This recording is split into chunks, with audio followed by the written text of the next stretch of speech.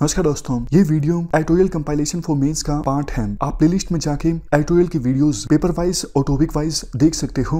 और अगर आप दिसंबर 2019 के बाद की वीडियोस को देखना चाहते हो तो वीडियो के नीचे मौजूद ज्वाइन बटन की सहायता से आप मेंबरशिप को ज्वाइन कर सकते हो। चलिए डिस्कशन स्टार्ट करते हैं। आप जनरल स्टडी पेपर 3 के इस टॉपिक से आर्टिकल को रिलेट कर सकते हो।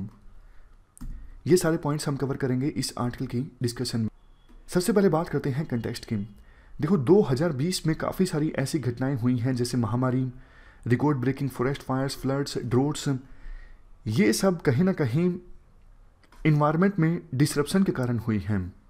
ये सब इवेंट्स हमें बताती हैं ह्यूमन बींग्स के साथ इन्वायरमेंट का जो इंटरेक्शन है उसे रेगुलेट करने की आवश्यकता है, अदरवाइज सिचुएशन और भी ज़्यादा खराब हो सकती है। हमारा फोकस इस आर्टिकल में ग्लोबल कॉमन्स पे है। ग्लोबल कॉमन्स मतलब शेयर्ड रिसोर्सेज जो किसी एक देश की ज्यूरिडिक्शन में नहीं आते हैं।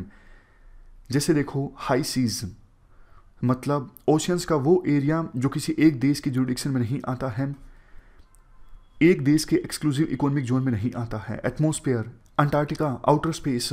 बिल्कुल सिंपल भाषा में बोले, ये देखो वो रिसोर्सेज हैं जैसे हवा, पानी, लैंड या बायोडाइवर्सिटी, जिस पर किसी एक कम्युनिटी का, एक इंडिविजुअल का हक नहीं है बल्कि पूरी मानव सभ्यता का हक है। इंडिया की अगर हम बात करें, हमारे देश में जो कॉमन लैंड है वो 48.69 मिलियन से लेके 84.2 मिलियन हेक्टेयर के बीच है। ये इंडिया के टोटल ज्योग्राफिकल एरिया का 15 से 25% है।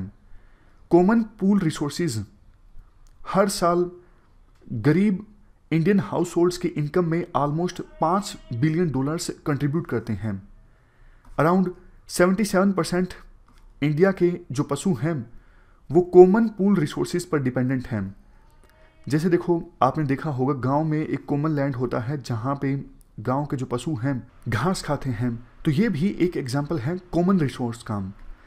तो ग्लोबल कॉमन के बारे में बेसिक जानकारी देकर इसके बाद राइटर कहते हैं, देखो बहुत सालों पहले एक थ्योरी आई थी ट्रेजेडी ऑफ कॉमन्स की। अब ये जो थ्योरी है इसके तो बहुत सारे एग्जांपल्स देखने को मिल रहे हैं। ट्रेजेडी ऑफ कॉमन्स की थ्योरी में क्या होता है, जब देखो कॉमन रिसोर्स जब होता है ना तो यूजर्स सोचते नहीं हैं कि हमें किस प्रकार से रिसोर्स को रेगुलेट करना चाहिए। हर एक यूजर अपना अपना फ़ायदा देखता है, कॉमन रिसोर्स को एक्सप्लॉइट करता जाता है, लेकिन वो ये नहीं सोचता कि सभी लोग अगर एक्सप्लॉइट करेंगे तो वो कॉमन रिसोर्स जो है वो डिप्लीट हो जाएगा, वो ऐसी स्टेट में चला जाएगा जहां से उसका रीजनरेशन भी संभव नहीं हो पाएगा। एक नॉर्मल सा एग्जांपल लीजिए, दिल्ली में जो हवा है वो कितनी ज़्यादा खराब हो जाती है सर्दियों में। एटमॉस्फेयर जो है वो क्या है, ये ग्लोबल कॉमन है। बट दिल्ली और आसपास के जो लोग हैं वो किस प्रकार से व्हीकल्स का इस्तेमाल करते हैं या ऐसी एक्टिविटीज़ में इन्वॉल्व होते हैं जिससे पोल्यूशन बढ़ता है, हर एक यूजर ऐसा कर रहा है, तो फिर रिजल्ट क्या निकलता है? रिजल्ट ये निकलता है जो ग्लोबल कॉमन है यानी एटमॉस्फेयर है वो खराब हो गया, वो डिप्लीट हो गया। ये ट्रेजेडी है ग्लोबल कॉमन्स की कि जो यूजर्स हैं जब अपनी रिस्पॉन्सिबिलिटी नहीं समझते हैं, यूजर्स सिर्फ अपना फायदा देखते हुए एक्टिविटीज में इन्वॉल्व होते हैं, तो जो ग्लोबल कॉमन्स हैं उनको बहुत ज़्यादा नुकसान पहुंचता है। वो ऐसी स्टेज में आ जाते हैं जहां उनका फिर से रिप्लेशन जो है वो डिफिकल्ट हो जाता है। जैसे देखो एक और एग्जांपल दिया जाता है राइटर में, किसान ग्राउंड वाटर को एक्सप्लॉइट करते हैं अपनी खेती की पैदावार बढ़ाने के लिए। हर एक किसान जब अपने फ़ायदे के बारे में सोचता है तो ग्राउंड वाटर का जो लेवल है वो बहुत ज़्यादा कम हो जाता है। ग्राउंड वाटर क्या है? Global common. तो ये है tragedy of Commons. Convention on biological diversity की रिपोर्ट के अनुसार जो बायोडाइवर्सिटी रिसोर्सेज हैं इनको इतना ज़्यादा मिसमैनेज किया गया है कि लॉस्ट रिसोर्सेज का 60% तो कभी रिकवर हो ही नहीं पाएगा।